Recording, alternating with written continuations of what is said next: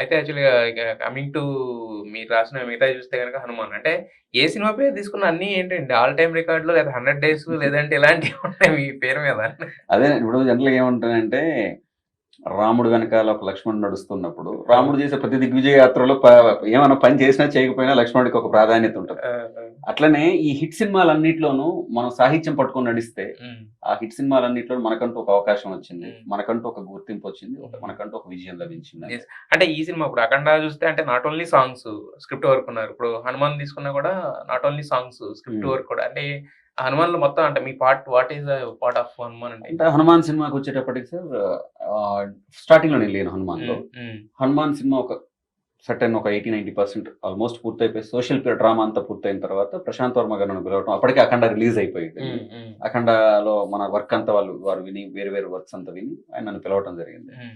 పిలిచి కళ్యాణ్ ఇలా అనుకుంటున్నాము. దీనికి సంబంధించి మీరు వర్క్ చేస్తే బావుంటుందని చెప్పేసి అన్న తర్వాత ఆ మైథాలజీ పార్ట్ కాడికొచ్చేటప్పటికి ఎస్పెషల్లీ హ్మ్. సోషల్ డ్రామా కంట్రీలో సోషల్ డ్రామాలో ఏదో చిన్న చిన్నదున్నా main emotional drama, mythological drama కాడికొచ్చేటప్పటికి ఆయన నాకు పని చేసే అవకాశం ఇచ్చారు. ఆ హ్మ్. పని చేసే అవకాశం రావటం, దానికి మాటలు రాయటం.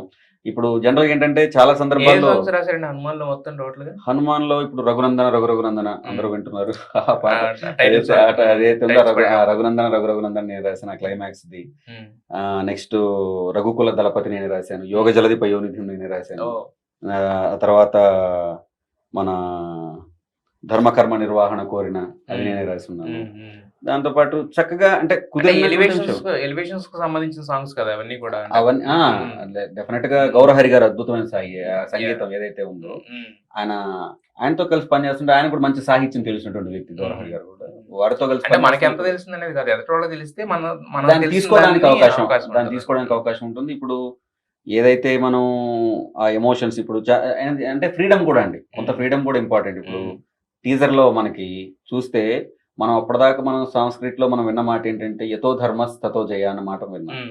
దాన్ని నేను సినిమా కోసం ఏం చేశాను, దాన్ని కొద్దిగా ఎక్స్‌టెండ్ చేస్తూ హ్మ్. యతో ధర్మస్ తతో హనుమ, యతో హనుమాన్. హనుమస్ తతో జయ అని రాశాను. హ్మ్. హ్మ్. అంటే ఇవన్నీ కూడా చేయగలిగాను అనంటే ఇప్పుడు టీజర్‌లో దానికంతా రాయగలిగానంటే డెఫినిట్‌గా ఆ పార్ట్ మీద నాకున్న కమాండ్ మీద వాళ్ళకున్న గౌరవం. యెస్. ప్రశాంత్ వర్మ ఆ!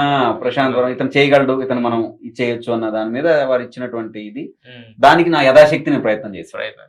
సో, అంటే మరి 'హనుమాన్' స్క్రిప్ట్ వర్క్‌లో అంటే మీరు ఏ డైలాగ్స్ అంటే కొన్ని కొన్ని డైలాగ్స్ రాసారని తెలుసు. ఇప్పుడు మైథాలజికల్ పార్ట్ మొత్తం నేనే రాసున్నాను. ఓకే. ఇది 'విభీషణుడు' 'విభీషణుడు' హీరో మాట్లాడుకునేవి 'హనుమాన్' గానివ్వండి, మధ్య హనుమాన్ జరిగే మాట్లాడుకునే డిస్కషన్స్ గానివ్వండి, హ్మ్. హ్మ్. అవన్నీ నేనే రాసున్నాను. ఓకే.